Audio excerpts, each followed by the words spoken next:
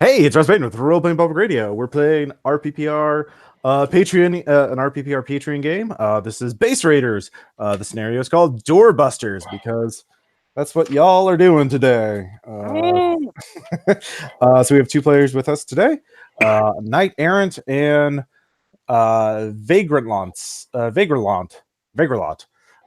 The Knight Errant, of course, is in the Base Raiders book, so you can read about him in the PDF. But tell us about this mystical hobo knight. Greetings and salutations, one and all. I am Vagrant, the mystical hobo knights of the greater New York area. Forsooth, many years have passed since I, the last servant of the lady, have done sworn to protect the realm of the worlds from those that they cannot but be seen. For I have drinking the mystical potion of Merlin, a brewish concoction composed of so many hardcore drugs that one's mind would be shattered upon the reality of all that is seen. All right, and you've got a magic sword of some sort. I have with me the betwixting blade of adamantium foil, though it is in its mundane state, for in truth it is the cursed blade of 4chan, the Unleashed. Okay. Its whispered and heretical voices speak to me at all times, and I must fight against it. For if its power is unleashed, realms of men would be doomed. Not just men now, but the realms of all alien creatures, great and small. All right. So the two knights have been recruited by the underground through Beatrice and Sparkles the unicorn to go on a quest because multiple people finally found the entrance to Avalon's fortress of isolation. Avalon, of course, was the most powerful superhero before the Ragnarok. And his Arctic base near the North Pole is said to have legendary treasures and trophies and all kinds of neat little things and large things to, raid and plunder. So all of you are in a makeshift shanty town that has been set up outside the door itself. The door itself is about, 6 stories tall, made of some indestructible seeming alien metal, and there's just this large ice mountain that is also impervious. The door seems there's obviously mystical and high-tech wards and defenses preventing people from being able to enter the base except through the front door. And so the situation is right now, 3 major factions are sort of declared a peace truce in order to help in breaking the door down. So your hosts, as they were, are the Neo Druids, a group of scientific base raiders who have found a couple of different weather machines that various supervillains have used over the years and are using them to counteract climate change. And they are also using their weather machine to make the shanty town, habitable without extreme weather gear. So, I mean, it's still fucking cold, but you don't need, it's like, I don't know, 20 degrees Fahrenheit instead of -20. So, yeah, it's well, of course, people have made their own brought in their own, vehicles and constructed various temporary bases as shelters. So the Neo Druids, everyone has to play nice with them because they're the ones who are, making this possible. But then, of course, you're part of the underground, the mostly non-human alliance of aliens, mutants, magical creatures, and robots and whatnot that lives literally underground in New York City and just hides out from human society because, they're not declared citizens or people, so they don't have legal rights. And that, of course, the underground, the New York section is led by Beatrice, a porcelain golem sorceress, essentially. But then the third faction is a newer one. It's called the Chaos Cartel. These are criminal base raiders who are all wanting to fill the void that all the supervillains disappearing left. And their thing is that you have to be someone who's never committed a crime until you got superpowers. So no former they're very much down on former professional criminals, you know, the mafias and various other syndicates. So they have their own way. Normally, the underground and chaos cartels are basically enemies, and certainly the neo druids don't really give a fuck about people anymore. But no one faction is able to open the door, so you've all had to sort of declare a ceasefire and sort of like tentatively the leaders of each faction have agreed to divvy up um, Avalon's fortress, assuming you can get through the door. There's also some minor groups there, independent groups of base raiders. Avalon's fan club is there, or at least some of them are. And Beatrice and Sparkles, though, think you two are going to be the key to their secret weapon to get the door open, at least. And if you get it open, the first faction that gets a door open gets to send in the first team to declare what sections they claim as their own territory. So you're going to be it's not going to be equitable dividing up of loot. It's more a system of shares, and so you whatever room you get to keep whatever's in it. But if you chose poorly, well, then that's on you. So so you have a meeting in a magically enchanted tent soon that is set up to be nice, warm, and pleasant. But you two are sort of the meeting's about to begin, so you two can sort of like do something first if you want to gain more information about what's going on or sort of do something. So, like Knight Errant, is there anything you want to do before the meeting? Yeah, I'm gonna go over and try and find the fan club because I used to be a member. Okay. Yeah. So you find them pretty easily. They set up essentially, you're not sure how they found one, the Avalon mobile, well, a replica Avalon mobile back during the 70s when he drove a vehicle that could drive up walls and stuff, and that's sort of been turned into sort of a temporary base, but they're there shivering away in their replica uniforms with parkas over them and that kind of thing. So yeah. I'm going to roll investigation and try and find out if they know anything about the space, like did it? Okay. Sure. So investigation in this case would mean like you're just sort of examining them and like checking them out without actually talking to them. So no, networking as part of yeah. Okay, that's right. I haven't run this game in a while. Yeah, you can talk to them. Yeah. Okay. So go ahead and give you a roll. So I got a 4. Okay. With a 4, you sort of say hi to them and ask them how they're doing and cold and whatnot. They're sort of debating among themselves about like what's the situation in there. Because as far as anyone knows, Avalon's fortress has been sealed up since Ragnarok, so that well over a year at this point. But people knew there were permanent residents in the fortress. It wasn't like Avalon. Avalon had house guests. He had robot duplicates. No one knows how many they were or how powerful they were. But there was a number of them. There's more than one robot duplicates. Some of whom looked exactly like Avalon. Some of them looked like Avalon, but as a robot. So very obviously not Avalon.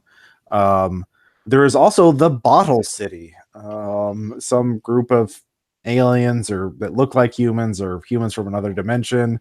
The details are kind of murky, but like they're real tiny and they live in a bottle. And Avalon takes care of them.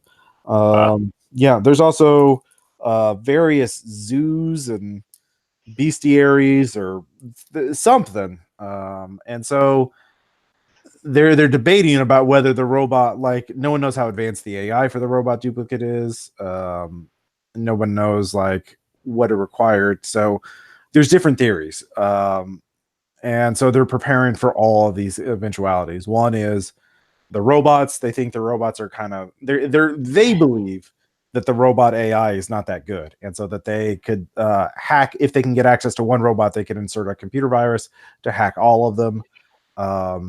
If the Bottle City took over, well, maybe if they got to full size, then there would be a whole city of people there with like access to Avalon's amazing technology. So that would be really bad. But also, well, what if something broke loose from one of his zoos? Because he did keep some of the monsters that he fought, and there's some pretty scary customers in there. In that case, they have some flamethrowers and incendiary weapons to sort of cleanse it if necessary. So those are their main concerns. Like what's been going on in there? How has it changed since then? And they have solutions. So they have a little, one of them is reading up a history of the Bottle City, what's known about them, to like prepare for negotiations in case they took over, while others are checking flamethrowers, and one guy is typing away at an old computer, and the Avalon will be able to prep his floppy disk virus for the robots if that happens. So they're happy to share that information with you because they know if you get in first, you'll need their help to deal with those problems, and so they can make a deal and get a better share of the treasure. So, okay. Vagalance, during this time, what are you going to be doing? Are you just going to go into the tent early, or you want to talk to somebody or something like that? I'll talk to somebody else as well. Okay. Who do you want to talk to? Let's see. He's talking to the former fanboys. Mm-hmm. I'll speak with the druids. All right. There's a group of they're dressed in very high-tech parkas. Some of them are wearing actually body armor and stuff, and they've got some plasma cannons and laser weapons. Even though they call themselves druids, they're not magical at all. They're very high-tech. I was about to say, these druids are packing heat like nobody's business. Yeah. Again, their whole thing is like, we've got to fix the Earth, so we'll use these weather machines to fix the Earth. Collateral damage is acceptable. So, they're like, hey, yeah. Is there what? So, how do you want to approach them? Or like, what are you trying to get out of them? Let's see. That one's a virus. They want to use the weather machines inside. So, well, actually, you don't know what they want. They're not going to use it inside. Then I guess I'll try to get that information out of them. I'll use my skill Transient of Legend. Okay. To using my either some influence on them or convince them to believe I'm trustable and worthy of their secrets. Sure. Go ahead and give me a roll. Okay, so +3. Mm-hmm. 4. Okay. And that's extraordinary tier as well, right? Correct. Yeah. So with that, they say, well, I mean, first off, our biggest concern is that there's as far as there's a massive, like, some kind of power source in there, obviously. And we want to make sure, we want to secure that so that, no one fucks it up and fucking Chernobyls it. So that's a concern.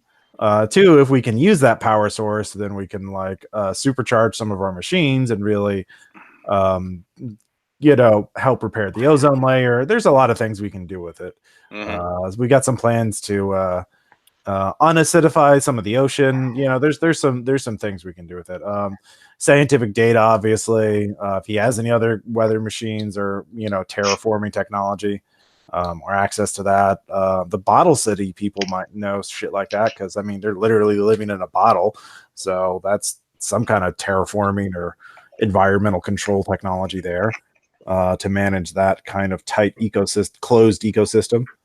But yeah, we're more concerned with making sure that y'all don't release something nasty or fuck up the fortress and cause even more damage.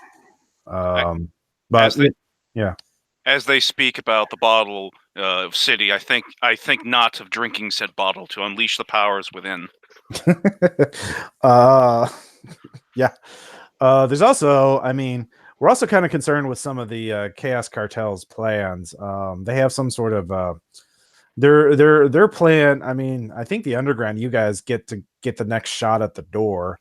But if you fail, then they're gonna try their plan, which is some sort of tech that they're calling the reality shifter, and trying to phase in a version of the fortress that doesn't have the doors already open.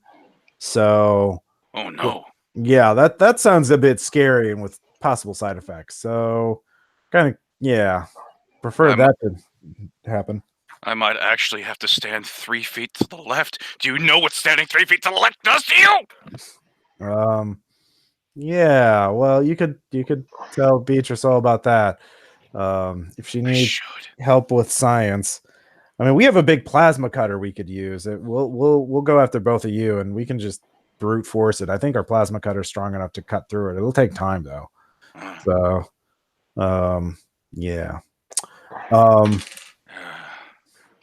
You're good. That's good. I'm gonna go. Okay. He kind of just nods and smiles a little bit. So time for the meetings come. So both of you get to the tent. It is quite nice, and Sparkles the unicorn and Beatrice are there having tea. And Sparkles like, "Hey, they're my knights. It's like the Middle Ages again." And Beatrice like, "Errant, Vegalance. Thank you, my lady." Yes, Neil, sword. Thank you for coming. We believe we have a solution to opening the door and giving us first crack at what's inside. And if you open the door, of course, you will be our vanguard because it will be a sign that you are the worthy heroes. Sparkles? Yeah, hi. So you know what I can do, right? Is I give other people powers. Temporary, but in this case, there's actually a little sword in a stone near the front door, and that's how it opens. And only a truly worthy person can do it. However, and of course, worthy meaning how Avalon are they? And they have to be exactly like Avalon to lift it out of the stone. And that's how the door opens. But you see, I found there's a teenager. His name is Tommy Coupland, and he lives in Ohio.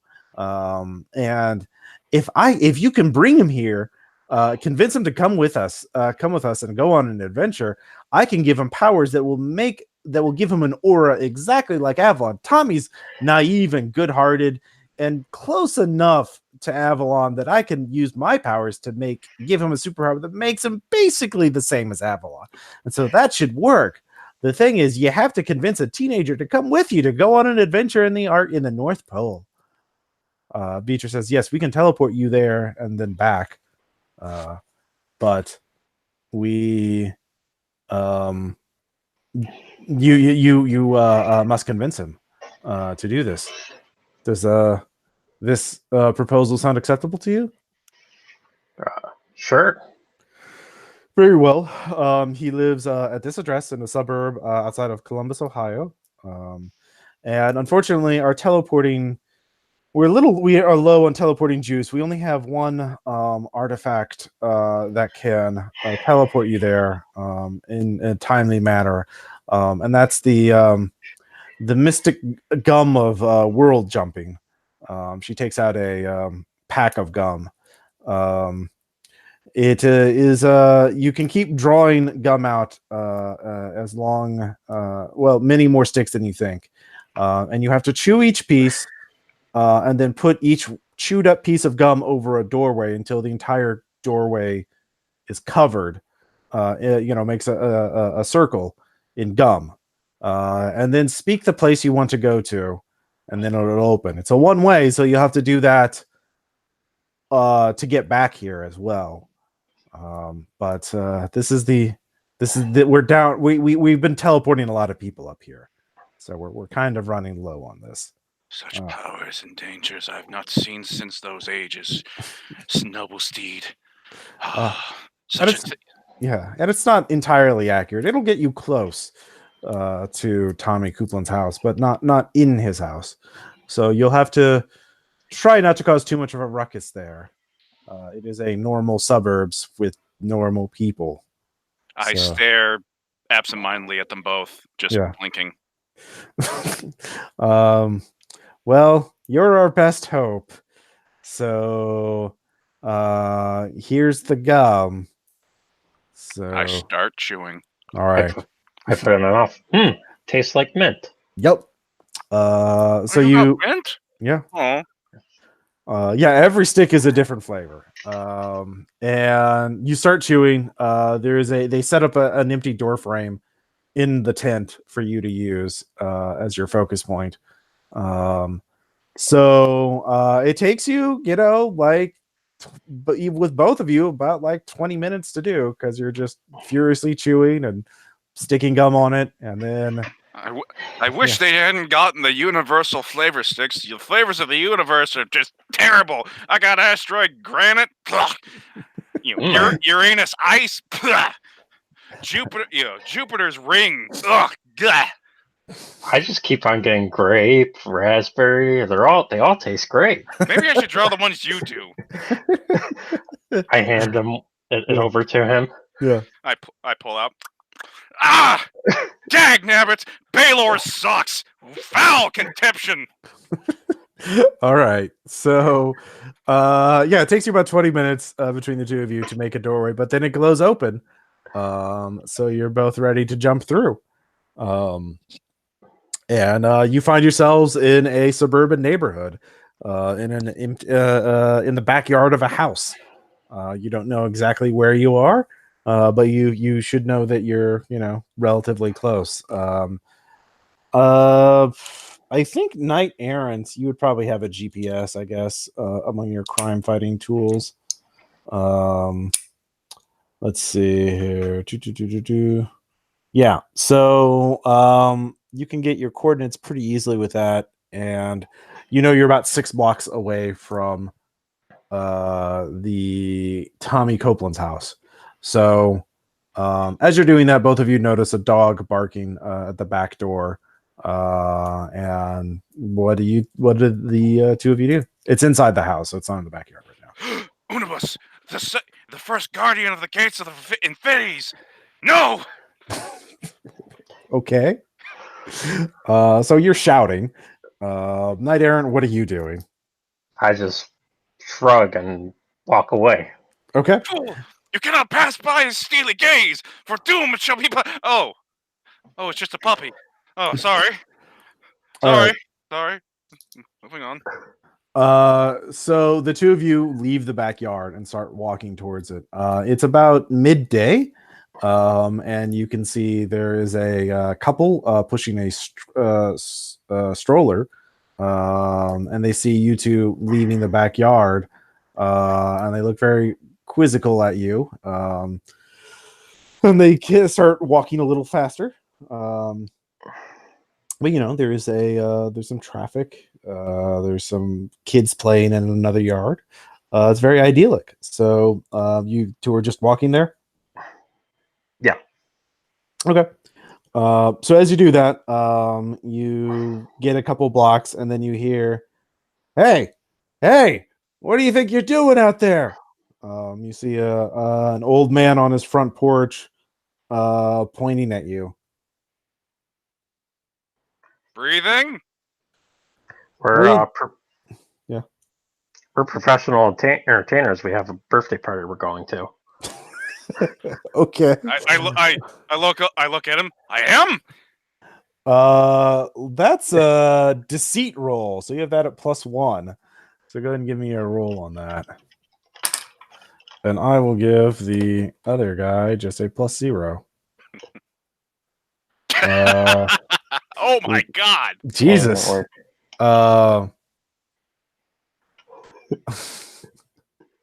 Okay, yeah, no, you're really believable. With a 5 over his 1. He's like, really? Do you have a business card? My grandson has a birthday next week. I pull out the business card first. You don't know where it came from, but it has errands and lots, party for 2. Okay. Sure. You do that, and he seems to be satisfied. So you continue on. Again, you get odd looks as you go, but no one. In fact, actually, as you're getting close to the house, you see a police car turning the corner down the street. So it seems to be coming your way. What are the two of you going to do? Is there somewhere to hide? Yeah, there are backyards and fences and also garbage cans you can duck behind. So that would be a stealth roll. Stealth. Oh, I have +1. Okay. Mm-hmm. Can I invoke that? That invokes how I get a fate point, correct? It's been a while. No, invoke is spending the fate point. Okay. I forgot what the other term is now that I'm speaking about it. Yeah.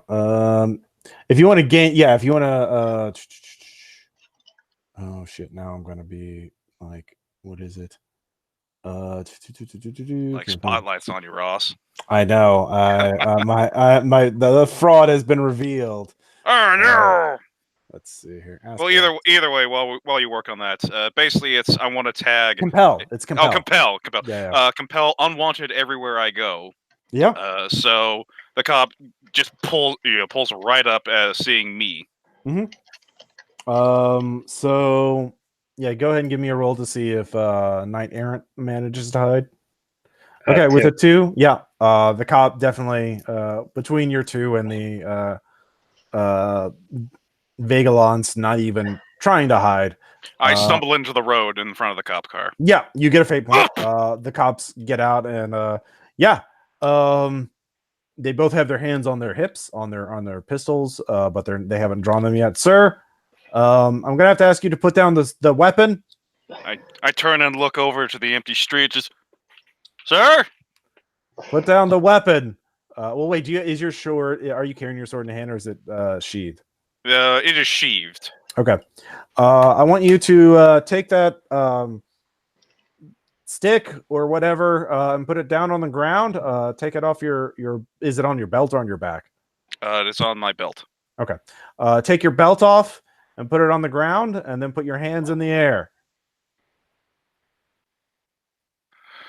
I slowly stand up. Mm-hmm.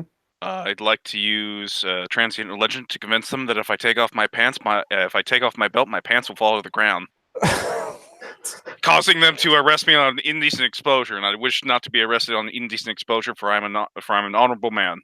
Okay, yeah, give me a roll. They'll definitely be opposing you somehow. 40F +1. All right.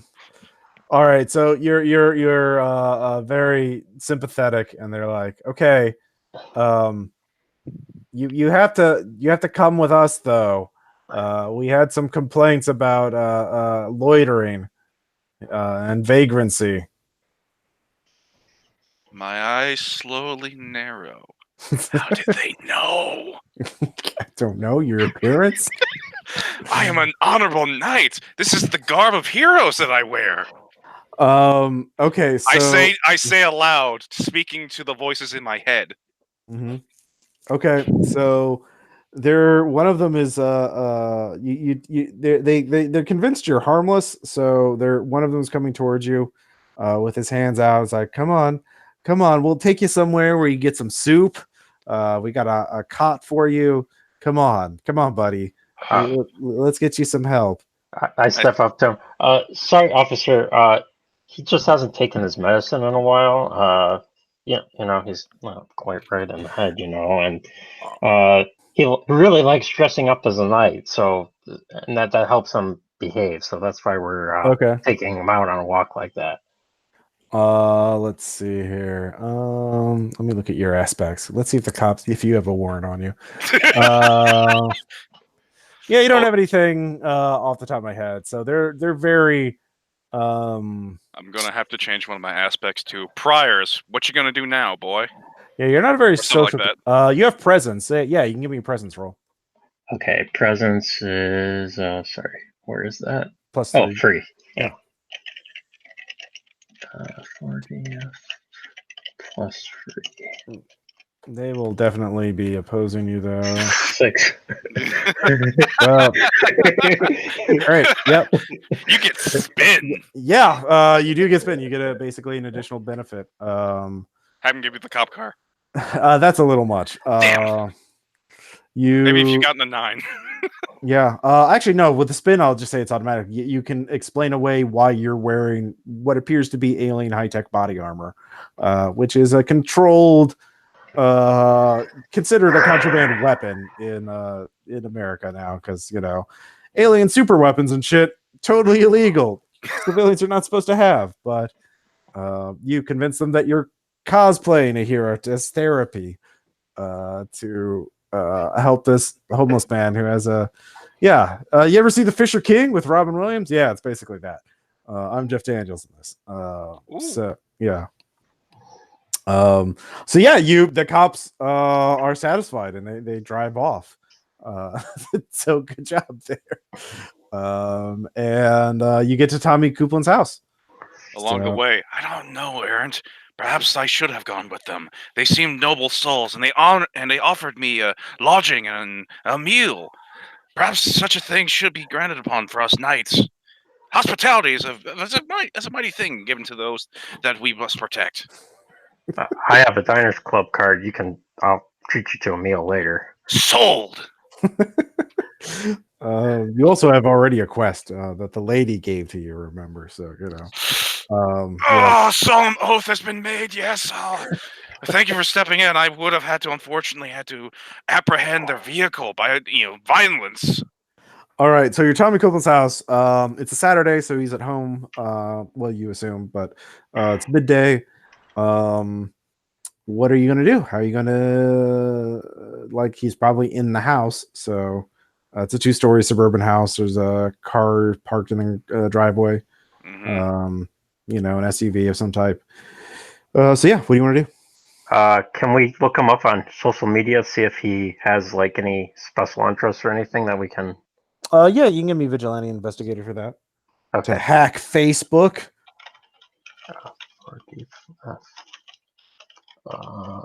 So you said there's a car in the driveway?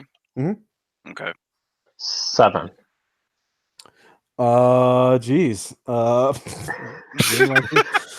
Yeah, he loves playing battle royale games, especially those that free to play one that's so popular with the kids these days. Yeah, Castle Day, something like that. Yeah, he really loves that game. And you can message him directly if you want to. He's playing Castle Breakers, a foul game indeed, teaching those how to properly siege castles. Okay. I'm going to send him a message saying that he won a contest for the game, where he gets to visit Avalon's base as a special reward. All right. I'll give you.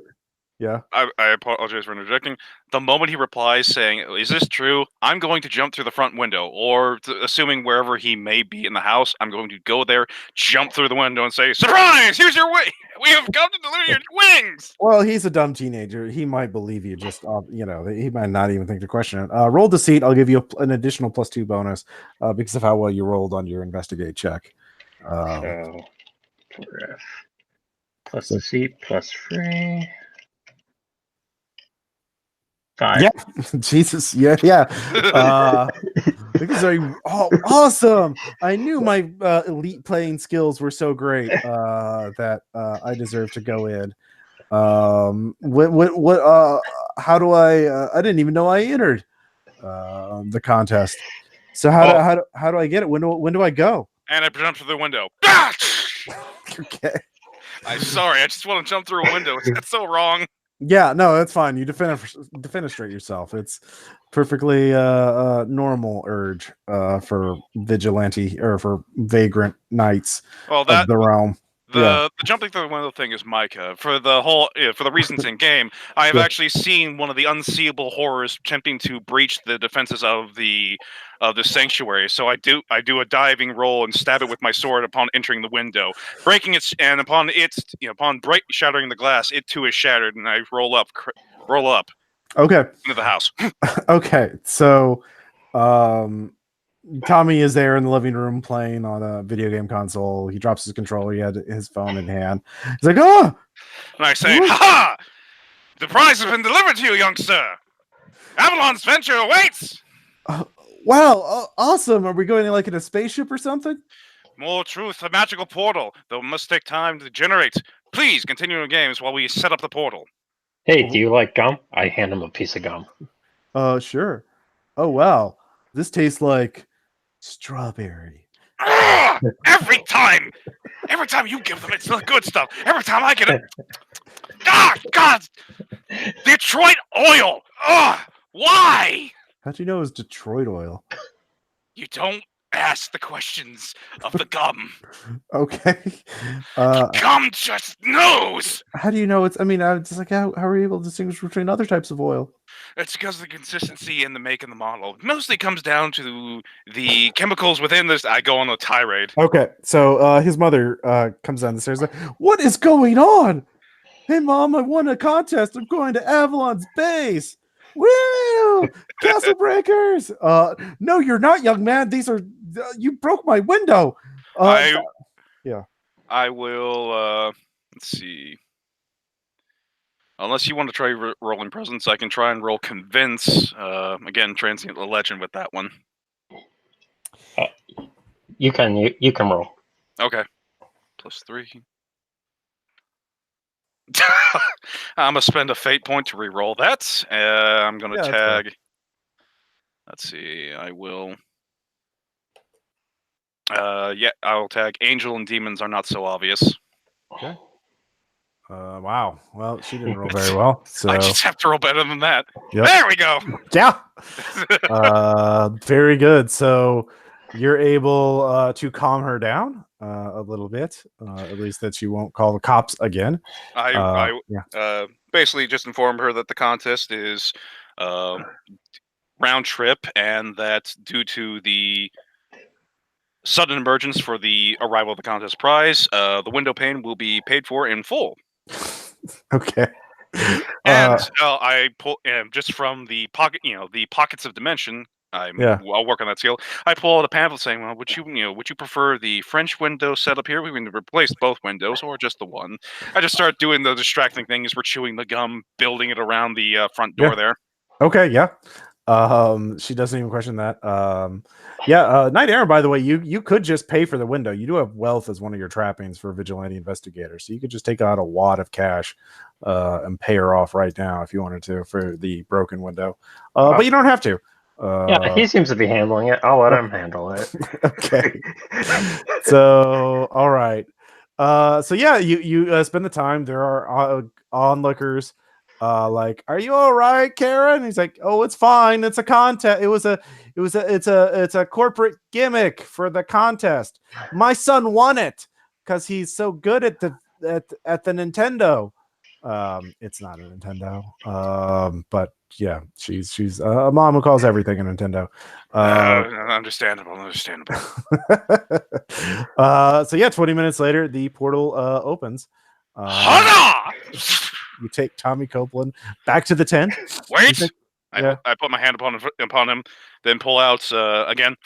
Barca, put it on him. Okay, very good. It is cold. Yeah.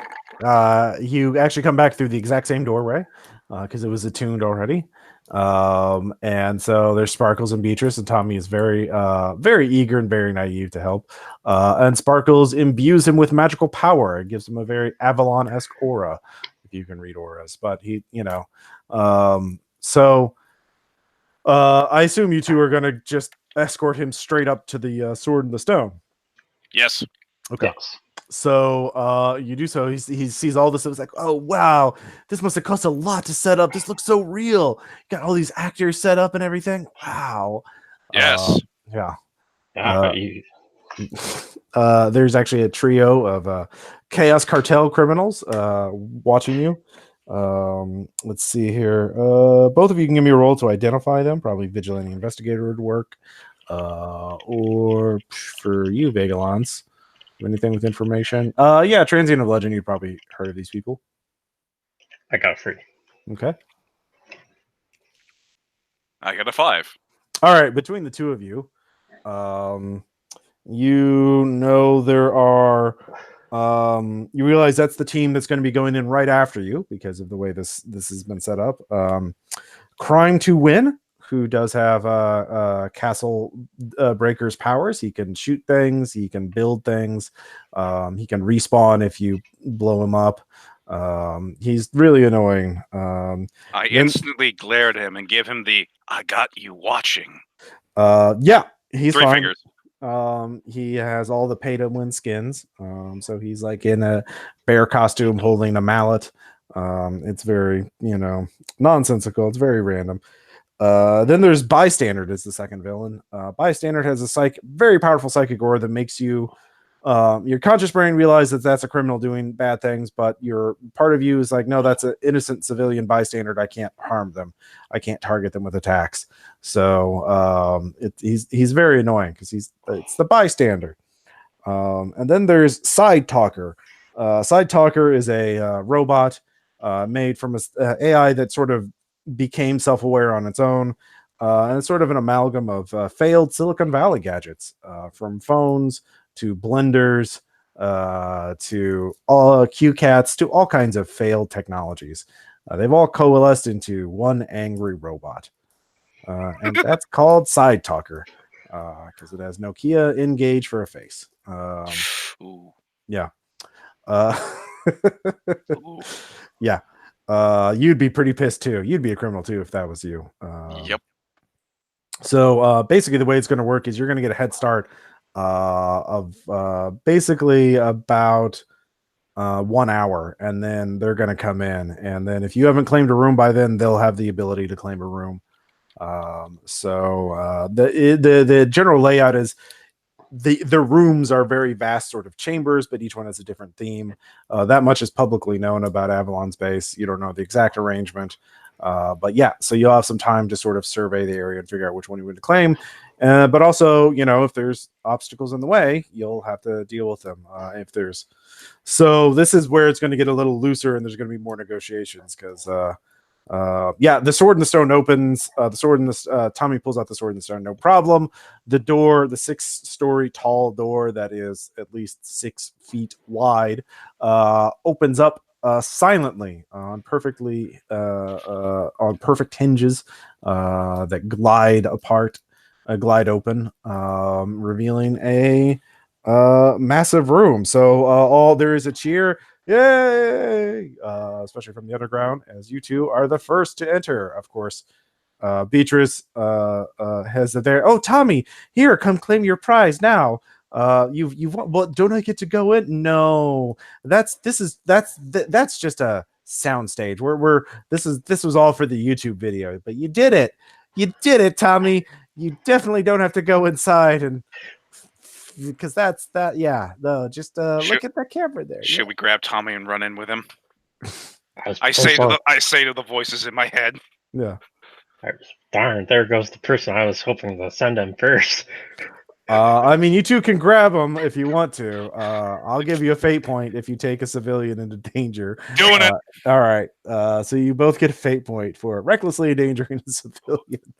Grab him. Yeah. Oh boy, she's Sparkles is like, yes, yeah. Come, lad. The live fire exchange is about to begin. Awesome. So the three of you tromp on in. You're in a royal entrance hallway, although the ceiling is over 6 feet, 66 stories up. It looks much larger on the inside than it did on the outside. It is absolutely colossal in size. There's a red carpet leading from the front door to a set of very large double doors on the far end. And there are banners set up with the symbols of the Ideal, Avalon, and the other heroes. There are giant torches that are magically on fire forever. It is very regal and impressive. And at the far end, you can see a person. It looks exactly like Avalon. And Avalon, and Avalon says, "You are not welcome here. Leave, or I will remove you." I reach into my pockets and pull out the Avalon fan club card and show it to him. Mm-hmm. All right. He says, "You are not here without the express permission of Avalon. You must leave. If you are a fan, you would understand that. You are trespassing. I do not know how you opened the door, but Avalon did not send in his password in an ultra high frequency sound. So you secondary defense system activated. Me." So yeah, he's standing there halfway through the entrance hallway. What? Wait a second. This kid, he's Avalon's son. Okay. Oh no, you fool! He's Avalon's ward. We talked about this. Oh you yes, knew yes. You knew that's such a. His son is yet to be found, or daughter. We are not judgmental. Yeah. I say to the robot. No. The robot doesn't believe you. I mean, you can try and roll and get beat on 11 if you want. Damn. Let's see. I don't think this is gonna happen, but might as well try. I mean, if we wanted to just spam a bunch of fate points in it. No, yeah. Yep. I mean, I've got 8 fate points right now. I mean, if I roll decent enough, I could just try and tag a couple of aspects to help with this. Well, you could retreat and try and figure out ways to defeat the robot duplicate. But you realize it is extremely strong, at least in the entrance hallway. So yeah, you can try and fight it, but it definitely doesn't believe you. You've been talking, you're near the front door, so it hasn't attacked you yet. But if you think if you go further in, it'll attack. What if we try to convince it that there are villains outside via the whole mercenary company? Okay. The Chaos Cartel? Yeah. Try and convince them that the Chaos Cartel have sent us in as pawns and such. You try to play up the whole we are the victims being manipulated by villains. Okay. Just go look at those guys. That would be a base deceit check. Are you going to do anything to make your claim more credible? Let's see here. What does Night Aaron think? Can we for free, I'll say, obviously, if you're injured, if you go back out and you come back with injuries, that would be like, they hurt us. They told us to do this, or, that would do that. But you'd, have to get injured. You'd have to take a consequence, not stress of some sort. I could do that. So you could, that's one thing you can do. You can do other things too. Okay. So yeah, you can retreat, and do that if you want, or you can come with, you do know that, I mean, the Avalon fan club did mention something about a computer virus that they had that can defeat robots.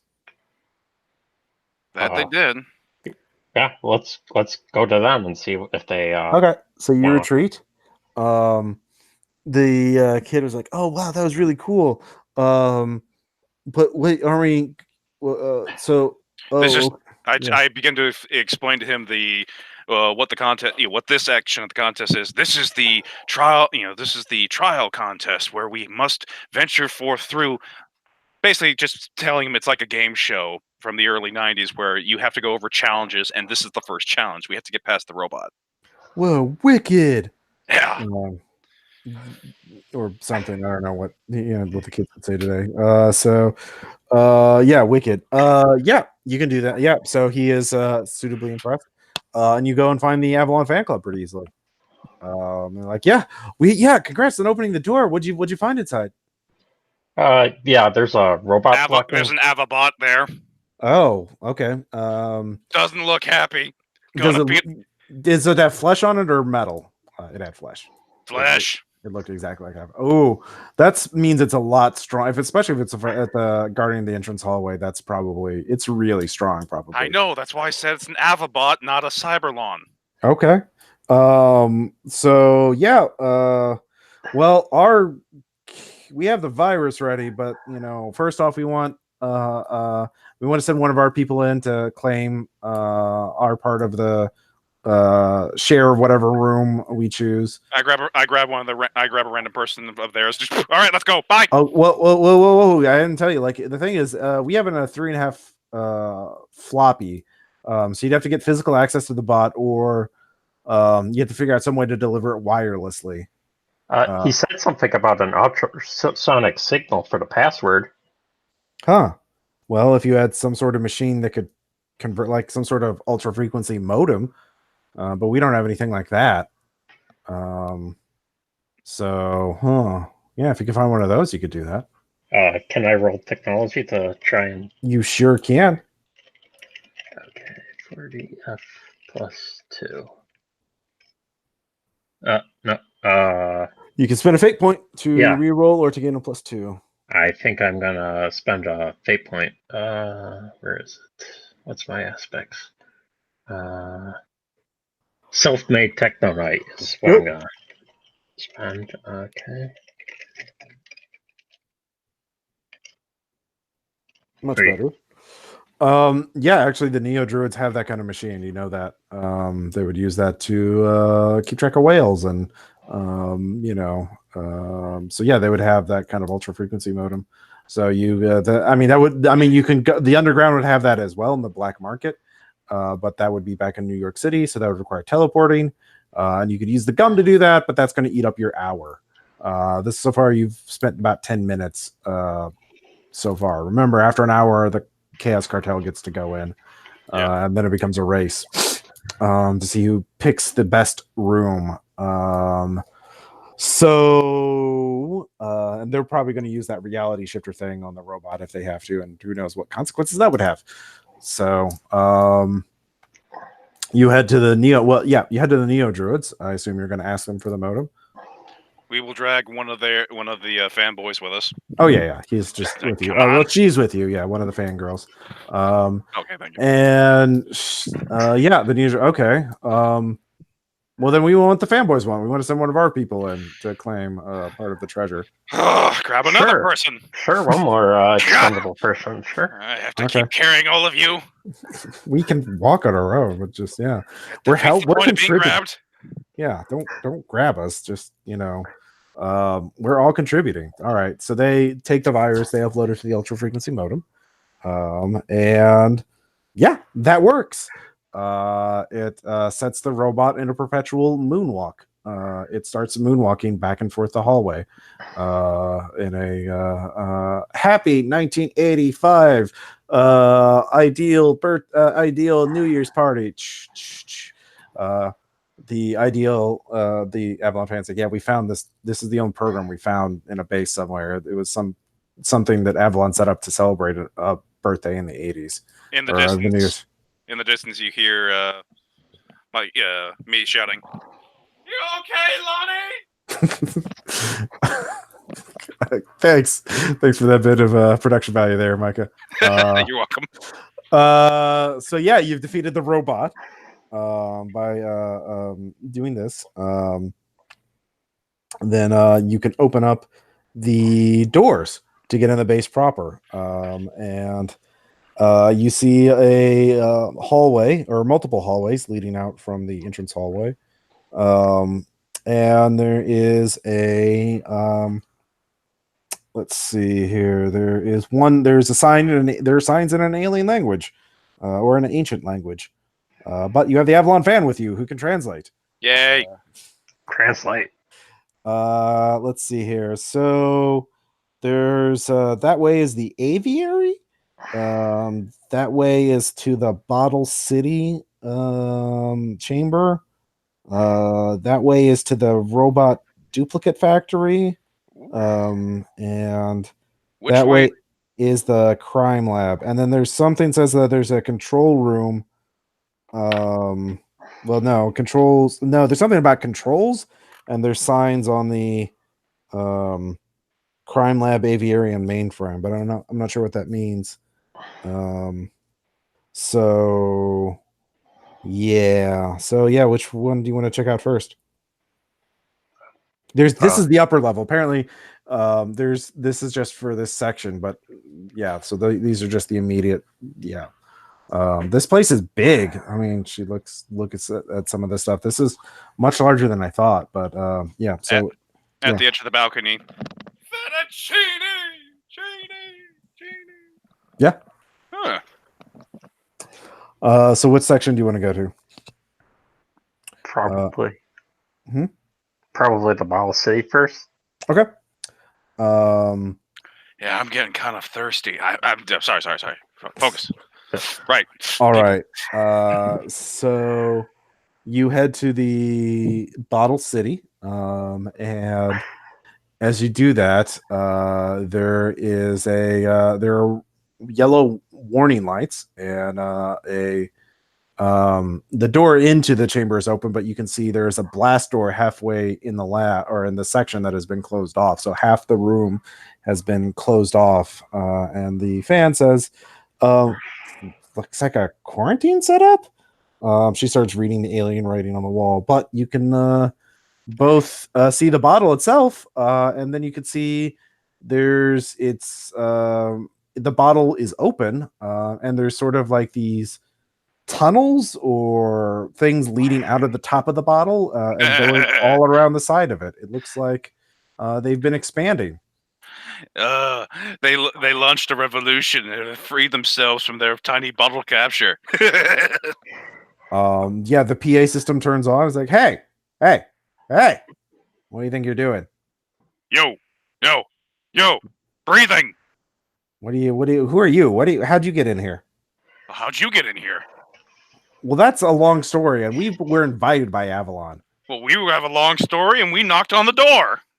Yeah.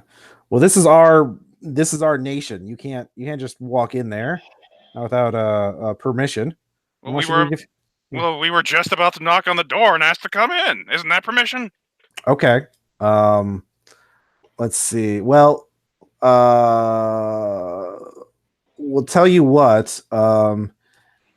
If you wanna, this is our sovereign nation. We have defense systems. We're not using them though because we do need help from you, over big people. And that's sizest right there. Yeah, okay. We need you to we can open that quarantine door, and there will be another quarantine door past it. We'll open up the second one, and there's some sort of escaped xenofauna in the back half of this chamber. And if you could go find it and deal with it, that would be great. It's not the flush melting variety, right? Like I don't want my flush melted off, right? We're not sure. We're not sure what it is. We don't have access to that part of the database. I'll tell you what, it's got tentacles. It's a plant. We don't have great access. We've sent some scouting ships to look through the window up there. We didn't see anything, but maybe it's just good at hiding. So, but the quarantine, sensors are definitely not faulty. So, if we can get access to this full chamber, we'll be glad to form an alliance with you over big people, whoever you are. So at this point, about 30 minutes have gone by. Yeah. So actually about 35 minutes. You have about 25 minutes left. So you can deal with that, or you can go check out the other chambers. I turn to the druid. Hey, you guys like plants, don't you? I mean, in theory, yes, but definitely not invasive alien species. Well, you're the expert. And technically, isn't any plant that comes into a new territory an invasive alien species? Well, we don't know it's one. He said xenofauna. That's a life form, not a plant. It would be xenoflora. Yeah, so invasive plant. Yeah, it's not a plant. It's an animal. Oh, fauna is animal. Flora is plant. Yeah. Sorry. No worries. Look, we can. Don't you fan club people have flamethrowers? Just and some incendiary weapons. We can just plant some incendiary bombs and torch that place. That's not very druid-like. We look at the big picture, and torching one room to prevent an invasive alien life form from getting out is worth it. I place a hand on Knight Aaron's I mean, shoulder. you guys have magic swords or something, or alien super weapons.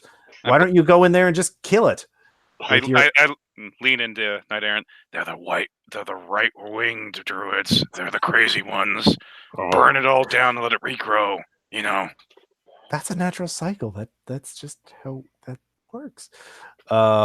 Anyway, also we're not that far away. I can still hear you because you're a really loud whisperer. They've begun to read my mind. And I can't jump through these windows.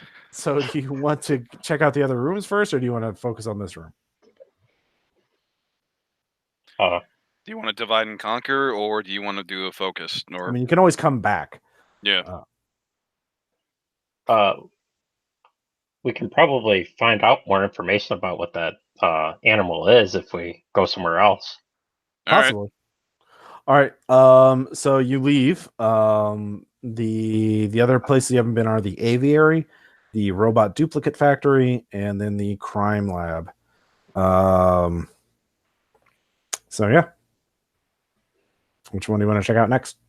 Crime lab would have tools. Robot duplicating would be pretty good. Might have to, might be able to shut down or rework those Avalon bots. The aviary would have access to the bio database. That's true. So if we want to keep looking at the creature, we should go there. If we want to try and head off any hostile our objective is to pick which room we want to put our flag in, and which is going to be the most valuable room. The bottle I mean, I don't want the Bottle City people to get under the control of the Chaos Cartel. That's going to be bad for them. I turn over to Tommy.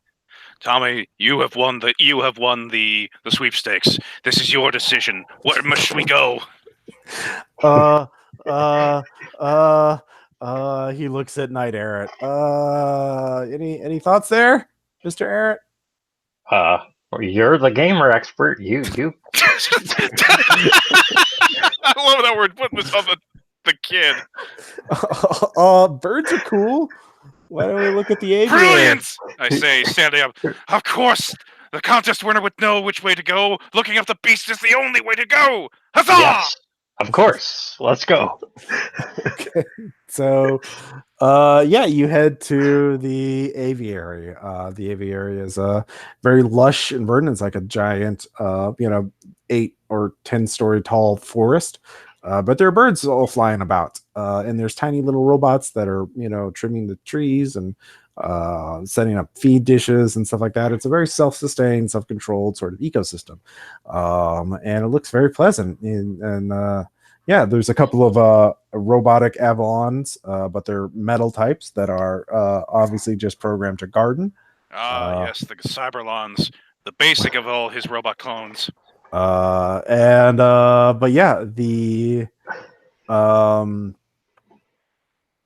is as you fly there a giant bird. You just see the silhouette at first, swoops over your head. Its wingspan is at least 20 feet, but then lands on a giant tree near. You're basically on a catwalk suspended above the forest floor, essentially, and it is a parrot, but it's got a 20-foot wingspan, and is similarly proportioned. And it just says in this moment, "Caw, caw, Polly wants cosmic wisdom." Oh, give me about 5 minutes. I got this.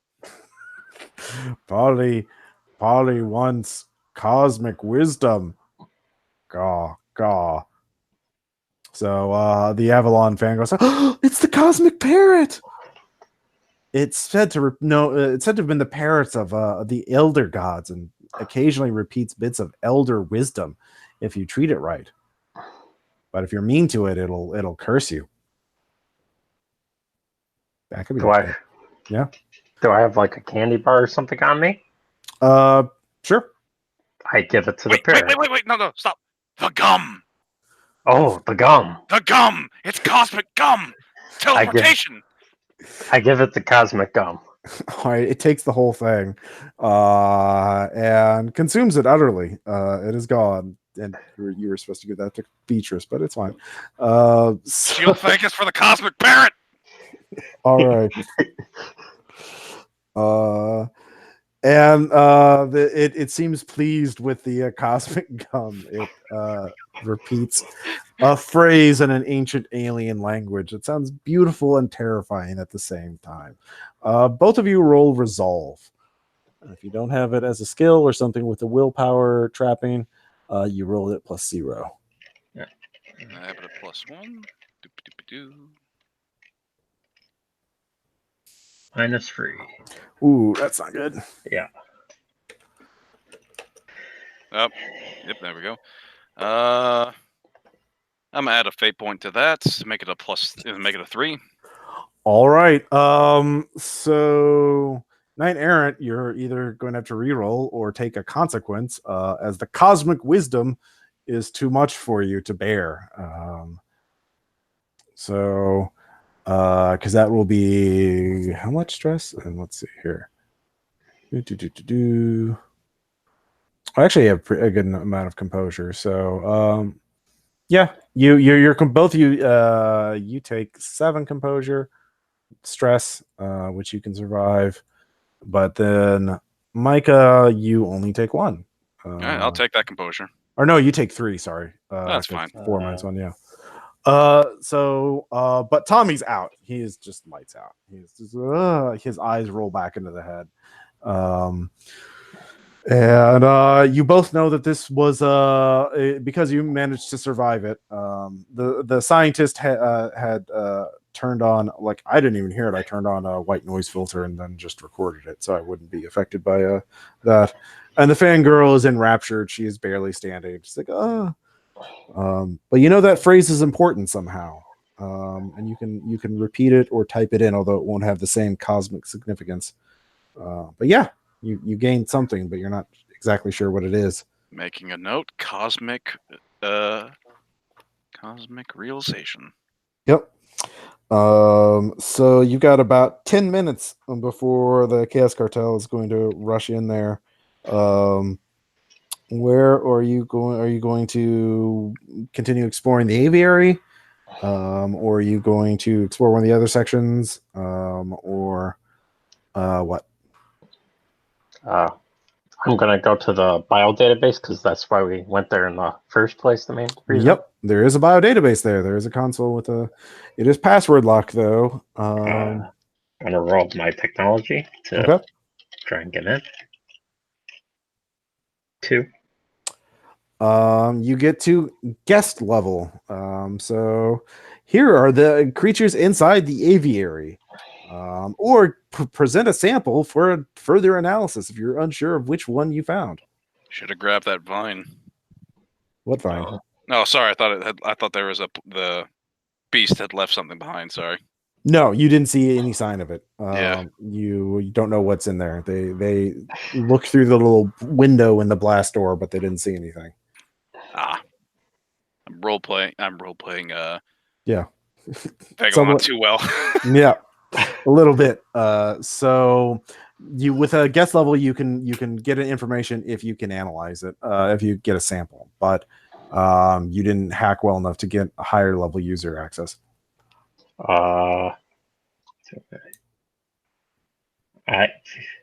I?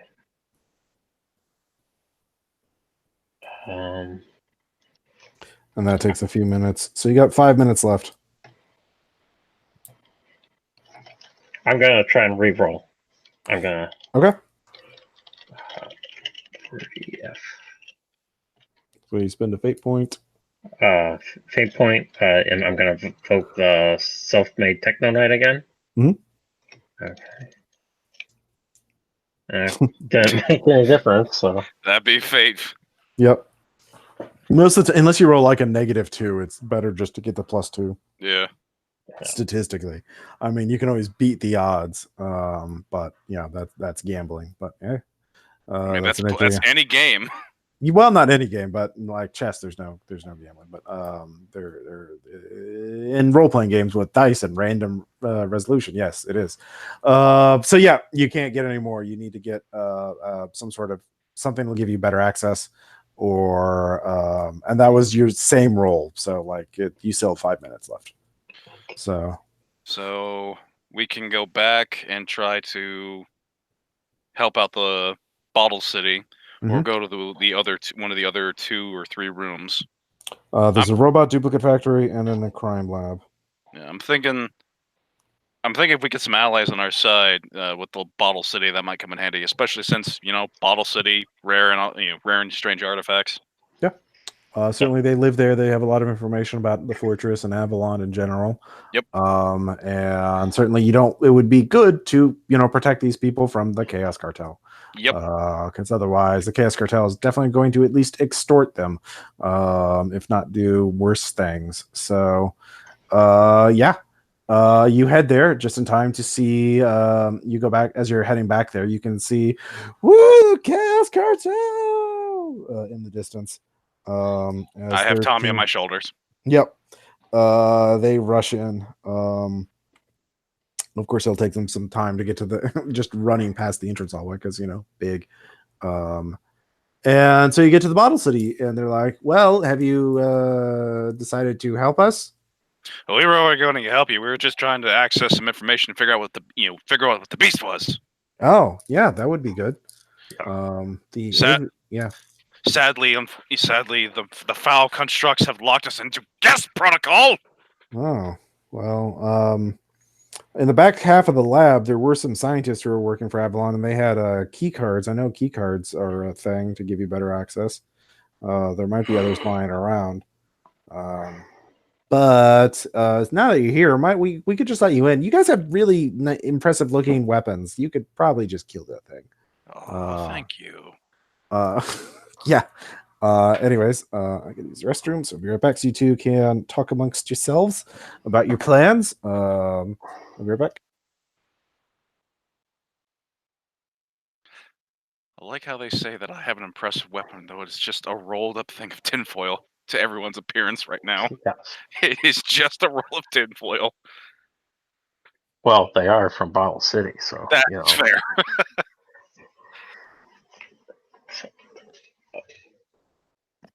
Also, Tommy's totally going to be used as a meat shield at some point.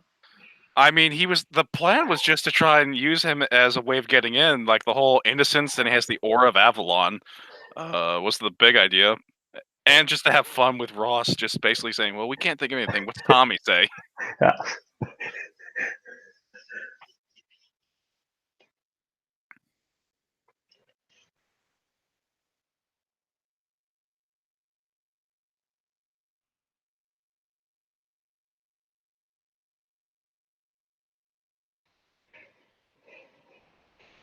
All right, I'm back. All right, so you can the Neo Druid and the Fangirl aren't real excited to go fight, some sort of invasive alien thing. And you've all taken a look inside the room. It looks just like the back half of this area looks like a lab. This front half just looks like a nice little there's actually mural, there's actually holographic mural, so it looks he tried to make it pleasant for the Bottle City people, and there's all these mechanisms to keep the little ecosystem in check and balance, but they've obviously gotten out and have started expanding past their thing, and so and the air does smell a little different here, so there are probably slight differences in the atmosphere, but are you going to do anything other, like they just say we'll open the front door and then you go in, and then we'll open up the second door and you can just go find whatever's causing the quarantine and kill it. Time to hunt me a beast. So this is a noble quest. Okay. Is that good for you too, Knight Errant? Yep. All right. Let's just go. All right. So the two. Yeah. As we proceed into the middle room, I lay the honorable contest winner Tommy down in there and tell to the Bottle City people, protect the young lad. He is the contest winner. What contest? What are you talking about? It is a sacred rite of passage. He must be protected. If he falls here, doom shall befall his and his own. Okay. Sure. Thank you. On to slay the beast. Ha! Let's go. All right. So you go in there. The door closes behind you. Then the second blast door opens up. Airlock kind of thing. And you're in a lab with yellow flashy lights, and it's kind of dark and dim. And the air has sort of an acrid chemical odor to it. You realize whatever's been in here has probably used the bathroom a few times in here. If actually you have you can be Night Errant, you can be a vigilante investigator. Yep, I will do that. And then Vigilance. It's fine if you call me Hobo Knight. Yeah. You don't really have Transient of Legend is going to help figuring out a high-tech super lab. That's kind of not his shtick. Yeah. All right. Wow, you do very well. All right. There is a genetic maker. There is basically kind of like a Star Trek replicator, not quite as magical, but like you can program things in and stuff will come out. So a 3D printer, but for biology. And there's one of those that's operational, and there's like little trails of little crusted over liquid or ooze on it. So you realize whatever's been in here is smart enough to figure out how to push a button to get food out of that thing. You're not sure what exactly. There are other blast doors that are closed off that are clearly leading into you can't read the alien writing yourself. So it makes you wonder how whatever is in here can be hiding, because there's not a lot of spaces it can go. But yeah, it probably has some unusual kind of power. But yeah, so it's fairly intelligent and is very sneaky somehow. Now this does not let you detect it with that roll, because that was investigate. That was analyzing the lab and what you saw in plain sight. You have to use alertness to identify, or there's a notice trapping or a no. It's notice. Yeah, notice. Or alertness is the skill. Yeah, alertness or something with a notice trapping. So you don't have that on that vigilante investigator. So alertness, though, you have it +1. Yep. I'll roll alertness at +0. All right.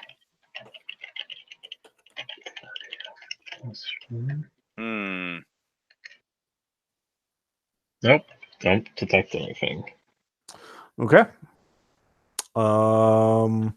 Yeah, neither of you see it as you're standing where you are, so you'll have to do something, and it doesn't immediately attack you. So what are you going to do? Do you have anything, any abilities that would be useful for that? Oh yeah, I can. If it's in the area, if it's like in this room, I've got menace with zones, so I can, cowl the thing into showing itself. Yeah. Okay. Give me a roll for that. All right. What tier is that? That's going to be. It's a +4, but at mundane currently. Well, I gain a +2 bonus to it because its will's at extraordinary. So. Okay. So +6 then. Mm-hmm. 7 and. All right, it will roll. F plus. All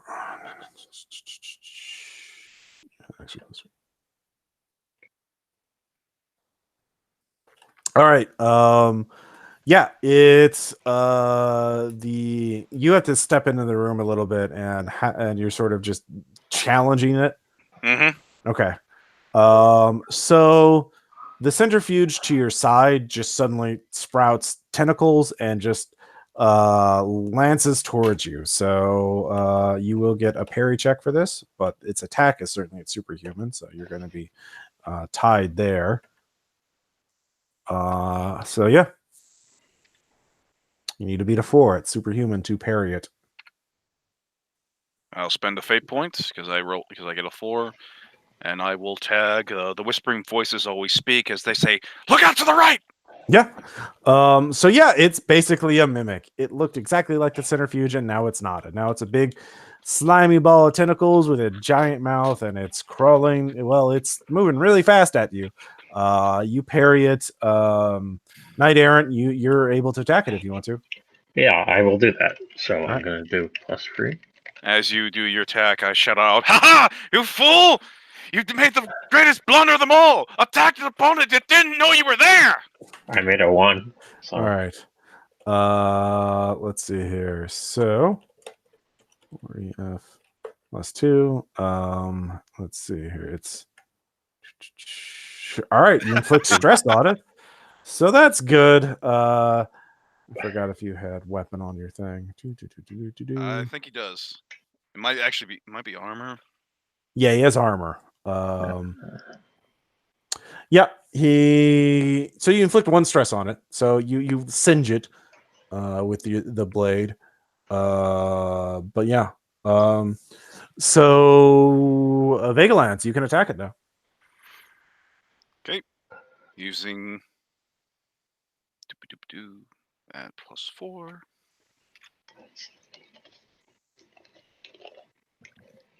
That'd be 4. All right.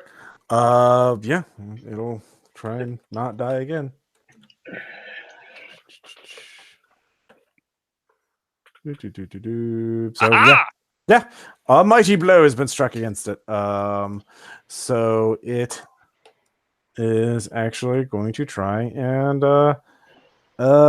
it jumps over away from both of you and behind one of the other tables, and it is going to try. Well, and then you don't hear anything, so so it's behind. It hides again. It's behind somewhere behind the table, past you. I'm gonna try and find it again. All right, roll alertness. +1 is 0. I don't find it. Yep. You turn, you look, you step around to see what's behind the table, and you can see several pieces of scientific equipment that have been knocked down. They all look very like pieces of equipment. It is hiding again. So I'm going to, since my sword is active, I'm going to use Shoot Unusual and strike the area. okay, give me a roll. I'm going to spend a fate point. Let's see here. Tagging unwanted everywhere I go, as it doesn't want me here, but I want it dead. Okay. That's better. 3. All right, that actually hits it. It squeals and it starts running over to a corner. It is clearly cowering, and it is wanting to try, and it is trying to squeeze through one of the blast doors, trying to get out. You don't know. You can try and let it go, or you could just blast it again and kill it. I'm gonna shoot to block off its escape to make okay. it.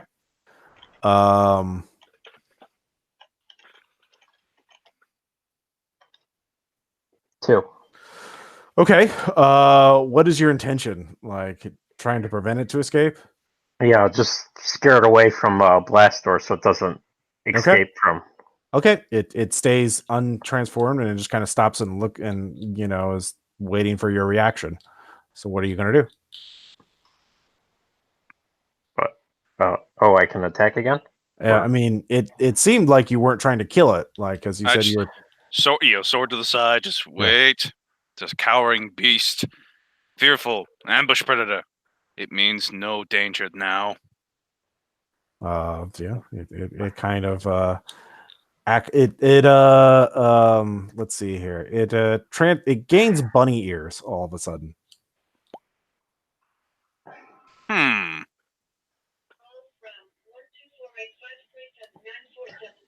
I reach into my pocket and give out the candy bar I tried to give to the period there. Yeah. All right. Are you gonna throw it at it? Yeah, I'm gonna throw it on the floor. I'm not gonna try and hand beat it. All right. One of the tentacles whips out, and then the entire candy bar wrapper and all is in its mouth, and swallows it with a bite. And then it just transforms into fully transforms into a rabbit.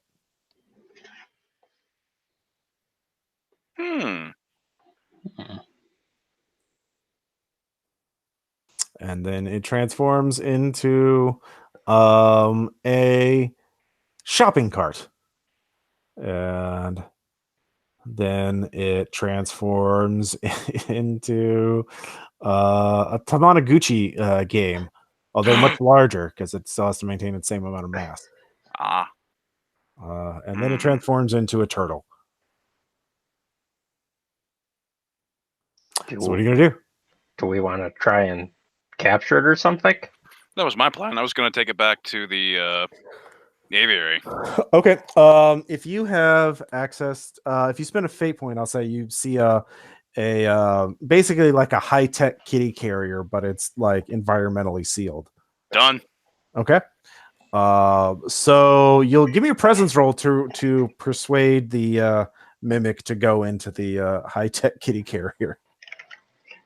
Oh, I will spend another fate point. Okay.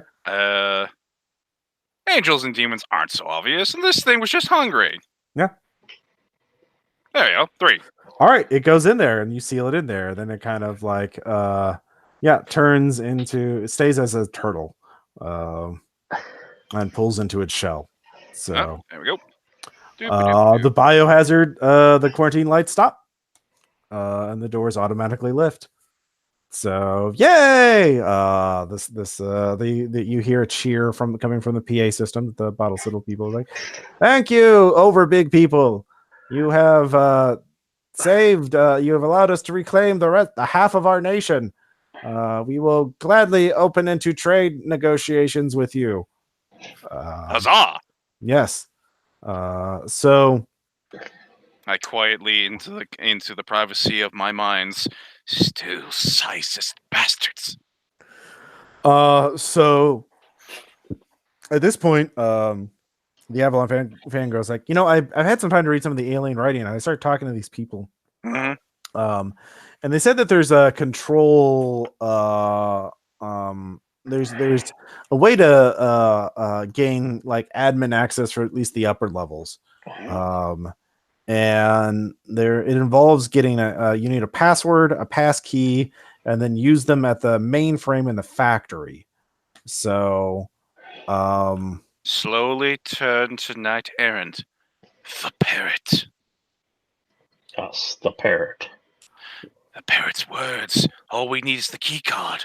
The journey is all but complete. Yeah. Okay. So where are you going to go next?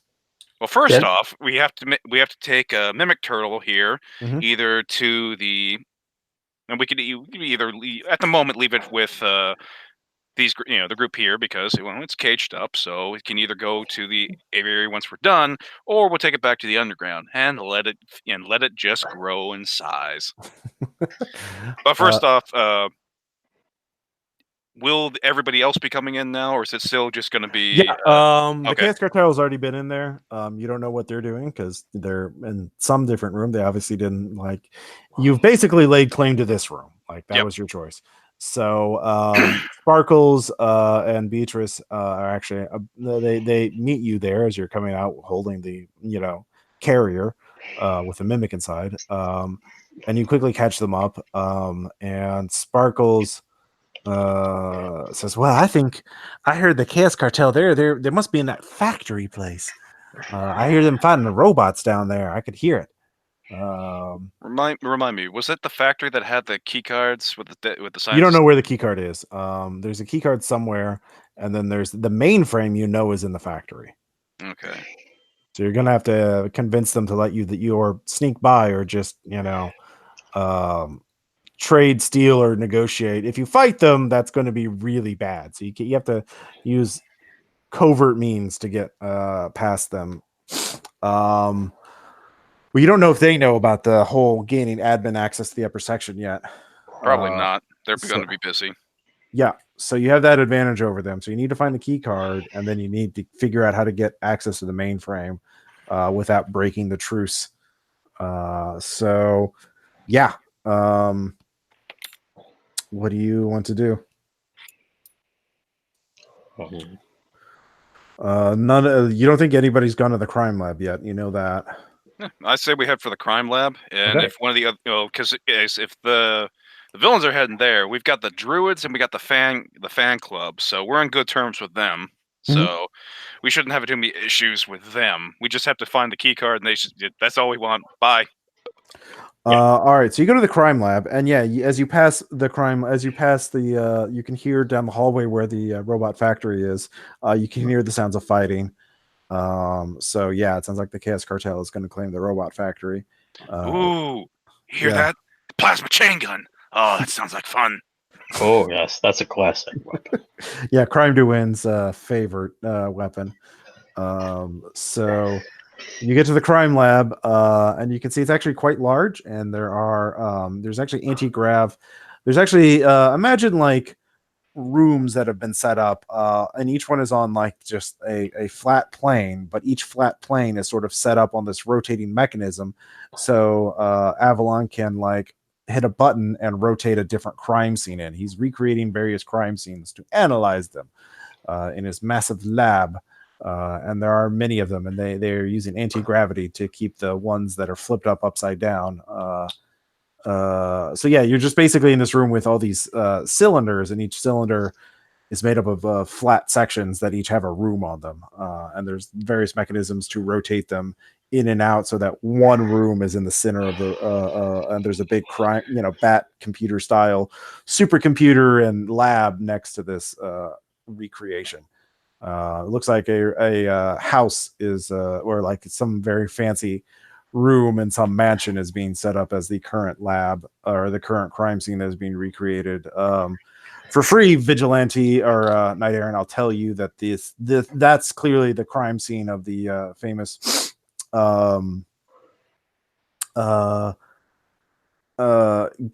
Gator Woman theft murder. The Gator Woman is it was an infamous jewel thief, but she also killed some rich people in upstate New York, and this is a recreation of the living room where she killed them by ripping their heads off. Because she was part Gator. Yeah. So, is there anything still worth anything in that room? Yeah, you can see. You look at it and you can see these are hard light projections, so they look quite real in the room. But as soon as you pick up one of the pearl necklaces, it disappears as soon as you leave the boundaries of the room. So both of you can give me alertness checks to search the room or to look around. All right, +0. 30 +1. I get a 1. I got a 2. Let's see. So you only got a 1. Okay, with a 2, yeah. So there is a you actually see that there is a key card, but it's locked in a case in a transparent case in the crime lab. You guess if you can solve the crime, the case will unlock. It was clearly some sort of security mechanism. Avalon was challenging himself to solve crimes. So yeah, if you can figure out the progression of events. So there's a severed head of an old rich guy. There's his body a few feet away. There is a pearl necklace on the ground. There's a fire poker and bellows. And the other accoutrements. So basically you have to figure out the order of events. Did she kill him first, or did she there's also there's things that aren't here. So there's a pedestal but nothing on it, and there is a open window with a grapple hook attached outside. So as we're looking at the scene, I turn to Night Aaron. Let this be a lesson about you about living a high life and high jewelry. You get too much, you lose your head. I wonder where he got the sunglasses from. Yeah, apparently, just magically came out of his hands. Nope, they just fell from the ceiling, landed on. I didn't think Avalon installed that system. I heard that was a bonus feature. Yeah, little Easter egg. So for the Gator Woman to recreate the crime scene perfectly, that will unlock things and allow you to access all the features. Right now, everything's locked down. to focus on the crime scene. So you can basically. What do you think if you can tell me what the progression of events is?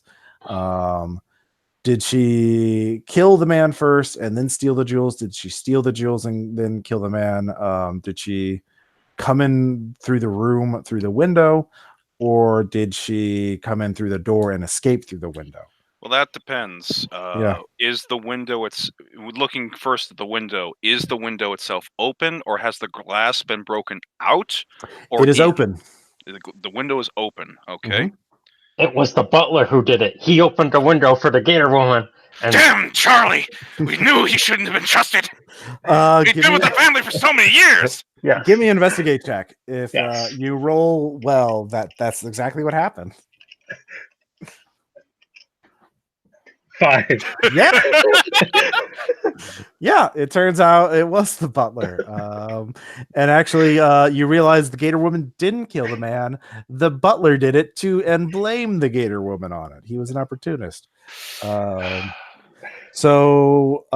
how did he kill the man? Because it looks like he bit the head off, or it looks from a superficial look there. But how would you figure out what was used to kill the rich man? Question. Did you say that there was a grappling hook? There was a grappling hook. I mean, there's your answer. You look at the grappling hook, there's no bloodstains on it. The rope. The rope is also clear. Does the poker have any blood on it? Good guess, but no, you don't see any blood on it. You can give me an alertness check, though. Okay. +0. I didn't put when we both. Yeah. I will spend a fate point tapping unwanted everywhere I go, as I would not be wanted in this scene. Clearly, I would have to have the means to get out of the situation, so I put myself in the situation of the butler. Okay. Apparently, my butlering needs work as a gentleman's gentleman. It's 0. Yep. I am below the average of a gentleman's gentleman. Yeah. Yeah, you have to figure out what killed him. Can I roll examine to examine the wounds? The investigator? Yeah, you can. Okay. Yeah. Wait. You said there was a... you said there was a fire poker. There's a fireplace in there. Are there any still not burnt through logs in there? No, all the logs are burnt. You with the one though, you can see the reason why it looks like a person could mistake this for an alligator biting the man's neck is because of the rough force. It looks like something almost exploded inside his throat outward. Yeah.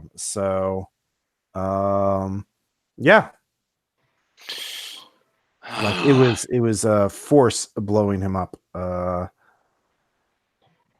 And you can also see a champagne cork below the explosion. Where's the champagne bottle? There's a champagne bottle there. Oh, okay. But yeah, it looks like unless it's full of nitroglycerin. Nope. No. Nope. Chemical analysis reveals there's no nitroglycerin. No, you fool! Don't you understand? That's an old trick in the book. That was an explosive lozenge. People think that a hall is just a hall. It clears your throat, strike power. But no, dastardly villains upon the Ardrix 6 in an alternate timeline created a section of cough medicine that is a lethal explosive when made contact with saliva down the throat. They make very specific to make sure of that. There is no explosive residue in his throat. It was pure force that did it. As you look around some more, I'll give you guys one more alertness check with a plus. Or actually, you can roll vigilante investigator now.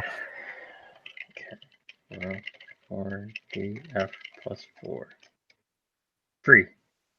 You do see aside next to the poker, there are bellows. to make the fire stronger.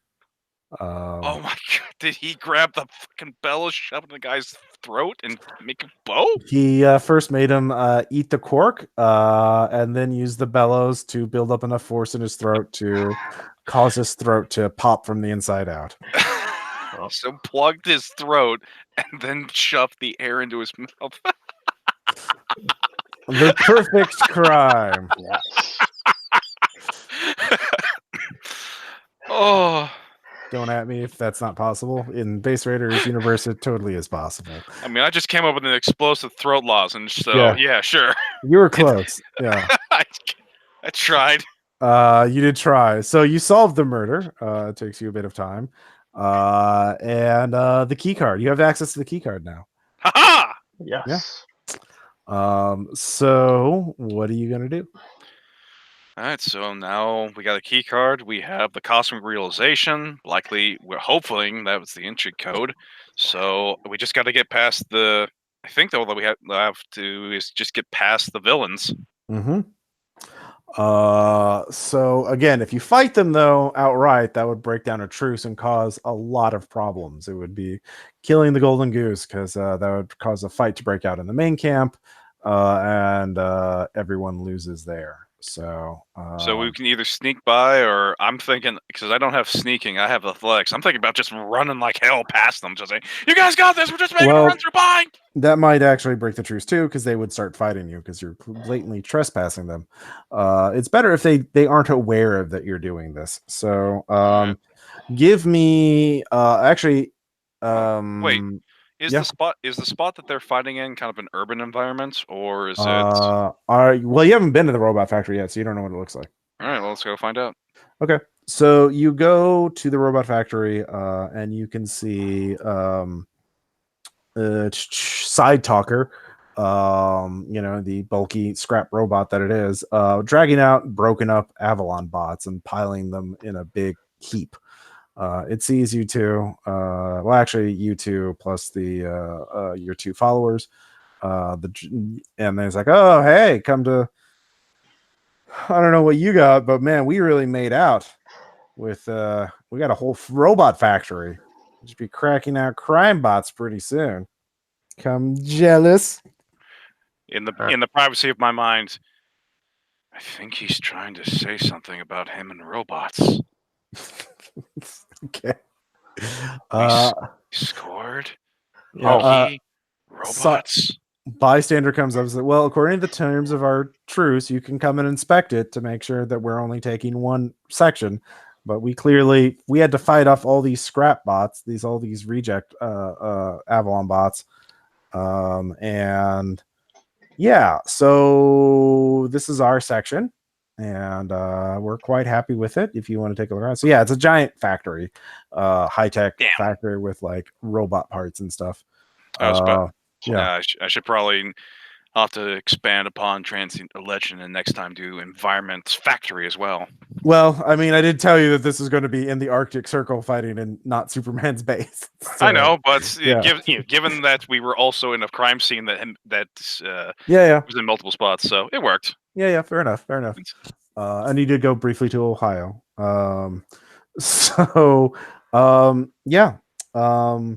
Actually, Knight Aaron, I'll give you. Do you have a fate point left? How many fate points do you start out with? I think you started out with 3, and I think you've only spent 2. 2, yes. Okay. And we did get that bonus one. So actually, your refresh is 5. Oh, then you're sitting on at least 3 because we did get that bonus 1. So I think you've only used it 3 times, maybe 4. Okay.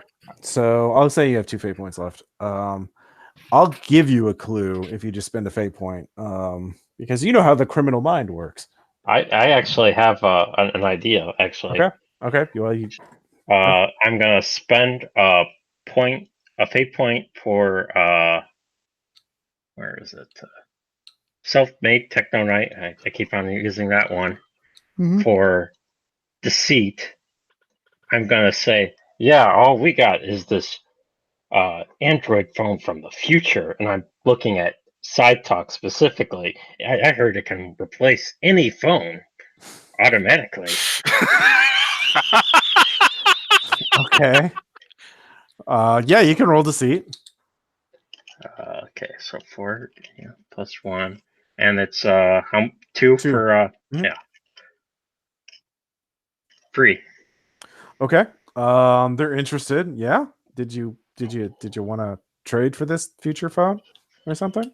Yeah, Or we kind of just want to mosey on past you guys, but I'm not sure the rest of your guys would be willing, but maybe we can do a little side deal with Side Talker here.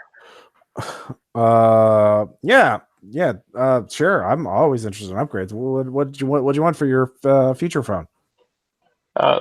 We just want to get past you, just maybe. Get past us? You mean access to future chambers? Like, by the way, you both see where the mainframe is. There is like a central control room area up in the top center of the factory, up on some catwalks. A little closed in room. Well, not totally closed in. There's windows. And there's a bunch of buttons and shit like that, and that's where the mainframe is. Can I try and convince them that we don't? We're willing to trade, but we just want to look around and get their approval for the item to trade before, and then seal the deal with the phone. Yeah, I can't unilaterally trade you access to. We haven't fully mapped out this place. We don't know what's beyond it. I mean, we're kind of talking about doing tolls if you want access to sections that we can, if you want to go through here for safe passage and all that. I mean, I got if you want parts, I'll trade you the whole scrap heap if the phone's good. Like, there's a bunch of robot parts there that are good as scrap. You could probably. I was going to keep them myself, but so yeah, let's see this phone of yours. So he's quite interested in it. But yeah, if you want to inspect it, you can walk through the whole place. Side Talker will accompany you because I guess he's got that. So yeah. But let's see here. Vigilance. Actually, give me a transient of legend check. Can do.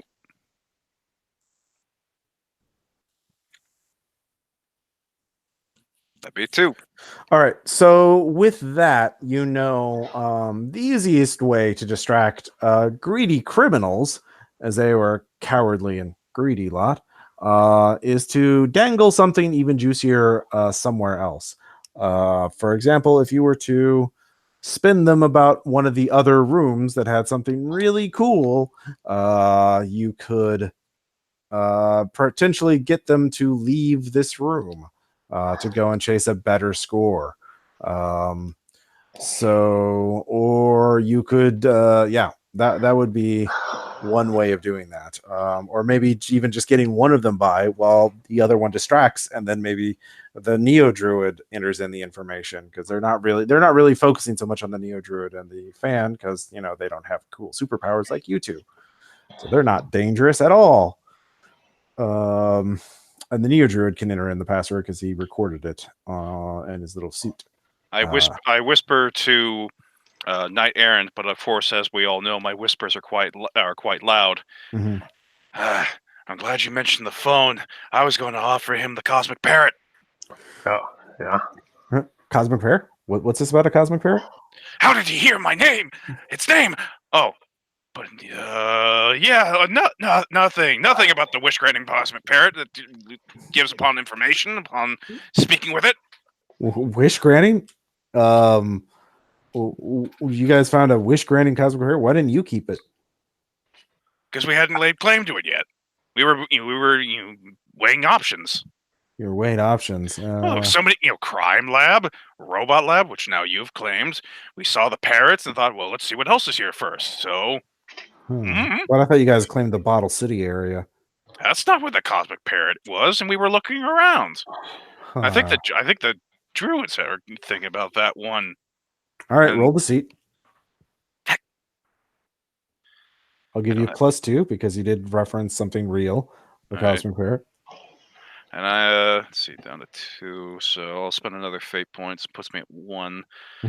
For the whispering voices always speaks, giving me some advice. So I'll make it a +4. Okay. That was lucky. Be a 3. Yeah. Well, Side Talker radios the other two, and so Crime to Win and Bystander go out to check out the thing. So it's just you and Side Talker. So one of you could distract Side Talker, and the other one can go enter in the codes. I'll distract him. I'm gonna make a technology roll to modify my phone. Okay. 4D plus 2. Mm-hmm. 2. Okay, he'll make an opposed roll. Let's see here. He has +4 because he's literally a robot.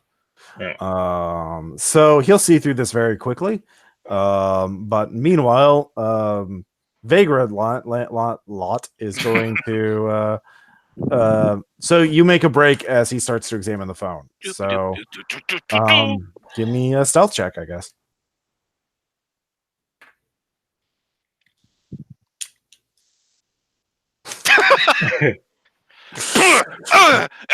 You want to maybe spend a fate point on that? Yeah, I'll spend the last fate point.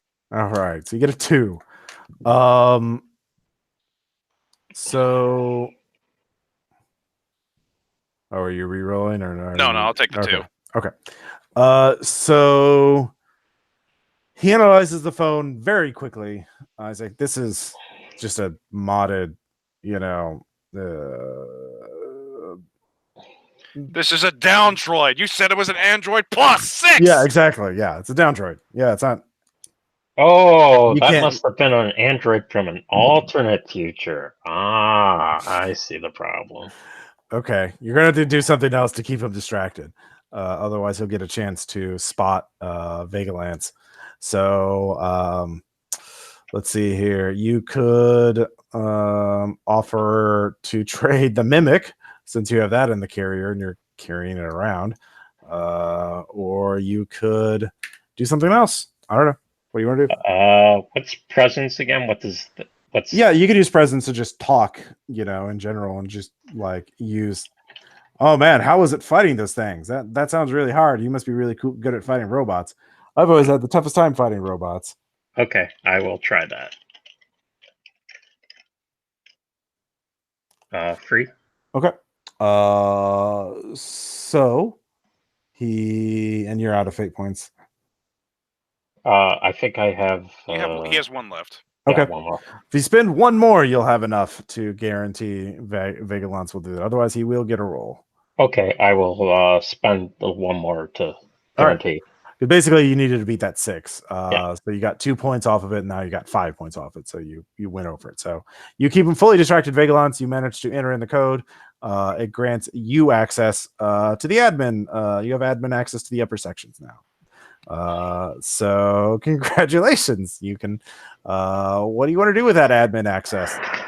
I'm going to, since I have admin access, I'm going to put in, assuming, just to make sure I get it right. This is the command console for it. Mm-hmm. So I'm going to put in as approved member Knight Errants, so that way he can access any sealed doors. Okay. You give him greater access, so he can open up sealed doors in the upper levels. Okay. Anything else you want to do? Can you think of anything off the top of your head, Aaron? Download a map. Oh, there we go. All right.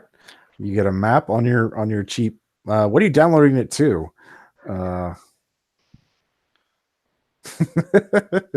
The sunglasses are actually a microcomputer map. Okay, sure. They're Ah! Actually, if you have a fate point, you can say you have those. I spent the last one to get that 2. All right, you don't have that. You can get a printout of the map. Oh, that's fine.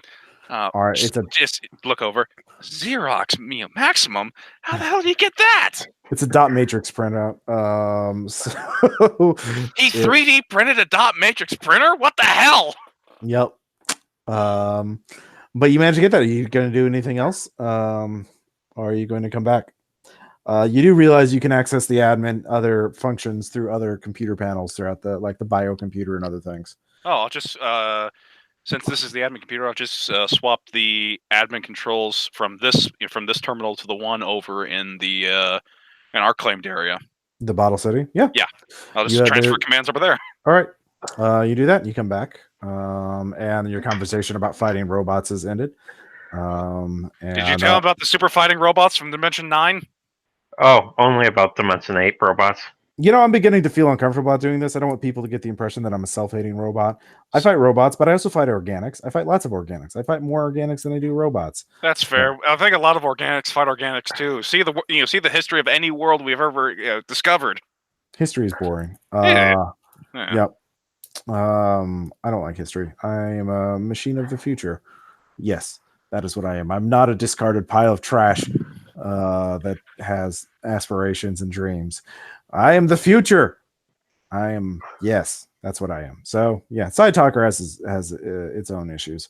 So yeah, you keep being you, yes, and we'll keep being not in your way. All right. So yeah, that's the basic gist of what I have so far for this. You managed to get a beachhead into Avalon's fortress. You've got admin access without making sure the Chaos Control or Cartel does not. And they didn't even know that they were tricked that way. And yeah, the Neo Druids take the aviary, and the other sections are sort of left up to grab. Let's see here, the crime lab and the entrance hallway. Yeah, everyone is just told to leave the very powerful robot duplicate, keep it moonwalking. We don't want to, yes, it's full of valuable parts and could be extremely valuable, but what if you don't destroy it outright and it goes back to fighting us all? That would suck. So just let it moonwalk for eternity. And so people just have someone found some velvet little ropes and put a barrier around it as it moonwalks in a pattern.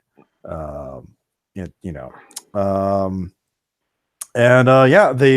realize this could take months or even years to fully explore and access all of the fortress, and you need to keep going faster than the Chaos Cartel. So the criminals do eventually set up a teleporter and start cranking out crime bots to rob banks all over the world.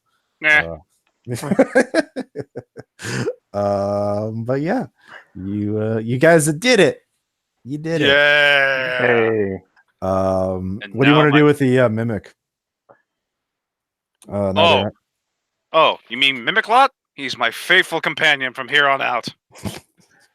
I shall make a skill for him and have him named Mimiclot. Is that okay with you, Knight Errant? Yes. Okay. Is there anything you want to do in particular, Knight Errant, in terms of like helping the bottle settle people out or finding out what they want to do, or how would Knight? Yeah, sorry. Go on. I'm going to give something which I think is total garbage to Tommy and say it's something amazing. Mm-hmm. And then years later, it will turn out to be something super amazing and give them superpowers. Okay, you give him a coffee mug from the lab, but there's just a bit of residual super soldier juice in it. So he keeps drinking it and putting hot coffee in it, sort of awakens the residue in it. And so he eventually becomes Caffeine Man, a Java Man, and has coffee-based powers. I mean, for the love of God, if the man can just with a snap of his fingers refill a 64-ounce thing of super espresso, he can open any shop or run any sort of coffee stand he wants and become the next corporate. What's a good name for Starbucks in this universe? It's just Starbucks. That's fair. It's invasive alien species. So, but yeah, that's the idea I had for it. Good old fashioned dungeon crawl with a race from the bad guys, trying to get them free, or trying to beat them without, just fighting them. Yeah. So questions, comments, discussions. You guys have fun? Oh yeah. That was a lot of fun. Cool. Yeah. I'm glad you like it. I'll probably expand on it more. Well, that's the nice thing that I like about the idea of raiding into Avalon's base is kind of like the stuff it's based off is, you don't know how big this thing is because of thanks to technology in the Base Raiders universe. Just because it's a mountain on the outside doesn't mean it's going to be the same thing on the inside. It could literally be a planet. Yep. It's something you have to explore. Yep. Yeah, this was originally going to be like a stretch goal for the Kickstarter, but as a mega dungeon module, but obviously we didn't get that far, but that's fine because that would have been a shitload of work. And I can always save it for future supplements or something. So but yeah, I just wanted to get back to Base Raiders because we've been running a lot of Delta Green lately. So I wanted to not that there's anything wrong with that, but I wanted to have a little fun. So yeah, well, that's it for this episode.